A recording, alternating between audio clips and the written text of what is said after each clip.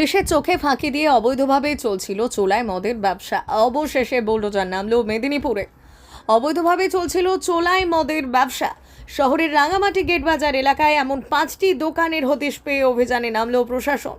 Bulldozer দিয়ে সেই দোকানগুলি ভেঙে দিল রেল পুলিশ ও কোতোয়ালি থানার পুলিশ। সূত্রের খবর, অনেক আগেই দোকানগুলিকে সরিয়ে নেওয়ার জন্য বলা হয়েছিল, কিন্তু ব্যবসা বন্ধ না করায় বাধ্য হয়েই প্রশাসন অভিযান চালায়। বুলডোজার দিয়ে দোকান গুড়িয়ে দেওয়া হলো।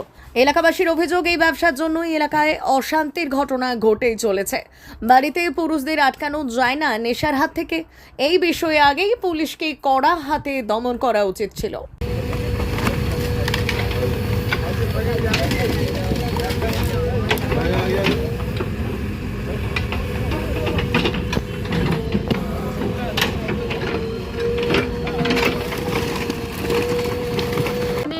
মদ খেতাম আমরা, মেয়েরা যদি যাতায়াত করতাম সে বাজে বাজে খিস্তি মারতো, মানে প্যারানো হতো বৌঝুরি রাখে।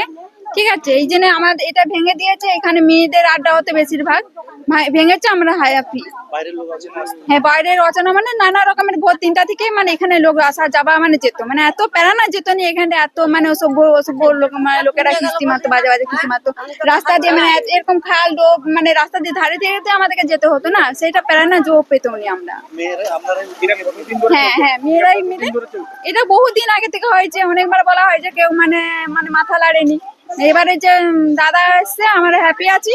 ঠিক আছে, এবারে আমাদের মানে নিরাপদ হয়ে আমরা যেতে পারি। জানা ছিল, অনেকবার তো পুলিশ আসতো, তারপরে চলেও যেত, আবার ঠিক চলতো, এরকম চলতো আর কি। দেখছি ভাঙা হচ্ছে। আপনারা কেউ এটা নিয়ে কি সমস্যা ফিল করছেন? হ্যাঁ, অবশ্যই।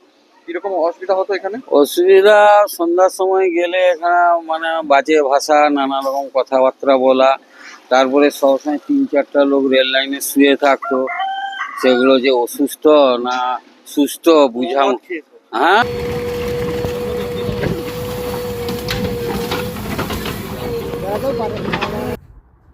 D news, Medinipur.